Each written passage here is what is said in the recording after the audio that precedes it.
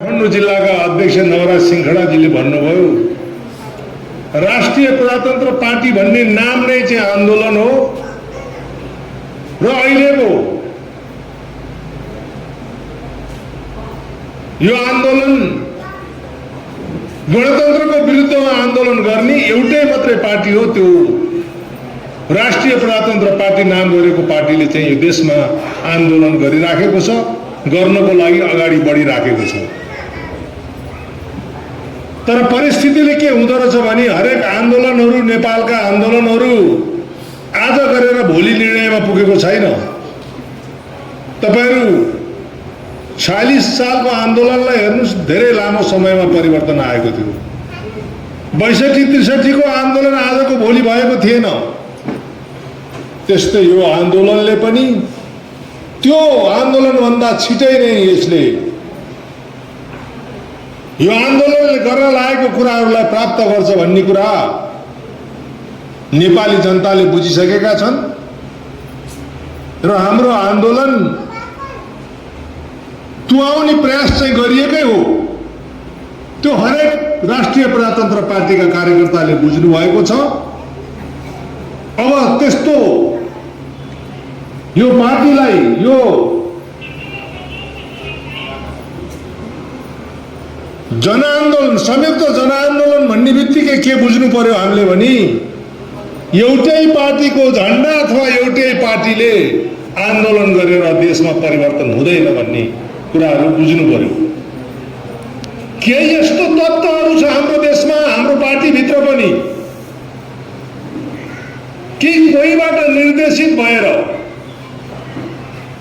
यो आन्दोलनलाई तुवायो भने ल घुसपैठ भएको भन्ने हामीले बुझेका छौं र हामीले थाहा पाइसकेका छौं।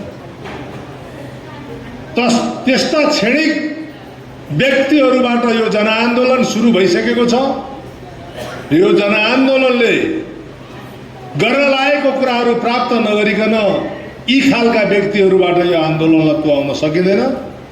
अहिले यो बीचमा यो देश कृषि प्रधान देश थियो र यहाँ धेरै हामी विभिन्न ठाउँबाट आएकोले गर्दा यो कृषकहरूको टाइम भएको हुनाले केही दिन हामीले आन्दोलनको लागि प्लानिङ र यस्तै खालको अरू कार्यक्रमहरू गर्नुपर्ने भएको हुनाले र आन्दोलनको बारेमा अलिकति प्रस्ट्याउनु पर्ने भएको हुनाले केही स्लो भएको छ।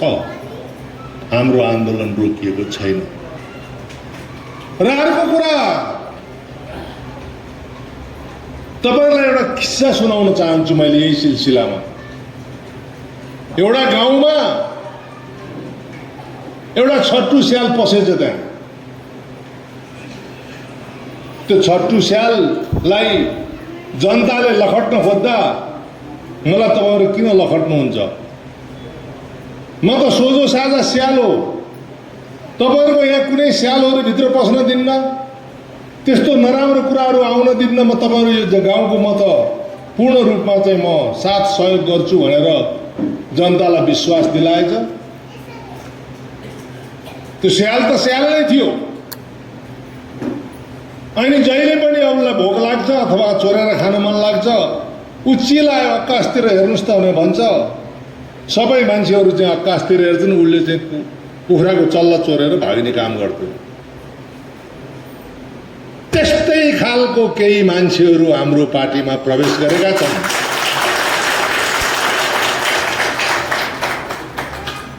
उनीहरू धार्मिक देखिन्छन्, उनीहरू केही पनि चाहिँदैन भन्छन्। उनीहरूको क्रियाकलाप फेसबुकमा मात्रै हुन्छ, तर कार्यकर्ताको र जनताको चाहिँ माझमा गयो भने ती छट्टु स्याल जस्ताहरूले के काम गर्छन् भने मिलिरहेको पार्टीलाई गएर गुटमा परिणत गरिदिन्छन्।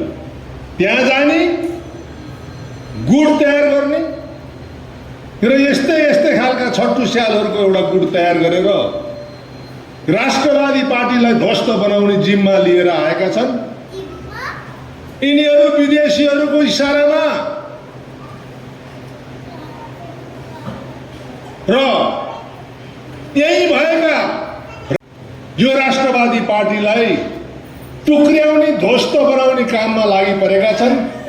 यस्ता व्यक्तिहरूलाई हामीले पहिचान गरेर हामी सशक्त रूपमा यिनीहरूलाई प्रतिकार गरेर हाम्रा कार्यकर्ताहरूलाई एक ठाउँमा एक ढिक्का बनाएर कुनै पनि हालतमा गुट हुन नदिने र पार्टी टुक्र्याउन नदिने गरेर हामी अगाडि बढ्न पर्ने अवस्था आएको छ। अनि मात्रै हाम्रो जनआन्दोलन सफल हुन्छ र पार्टीको चाहिँ जुन एउटा सोच लिएर यो पार्टीको स्थापना भएको थियो त्यसले सार्थकता पाउँछ भन्ने हामीले सोचेका थियौँ। तर ती छटपुस्यालहरू के भन्छन् भने पार्टी टुक्र्याउन हिँडेका छन् भन्छन्। त्यो स्याल के अरे चिलायो भने गरेर पार्टी टुक्र्याउन हिँडेका छन् भन्ने आउँछ उनीहरू। तर उनीहरू गुट तयार गरेर यो पार्टीलाई टुक्र्याएर एउटा समूहमा लाने प्रयास गर्दैछन्। यसको लागि पुनः म तपाईहरुलाई होशियार हुनुस् भनेर म भन्न चाहन्छु।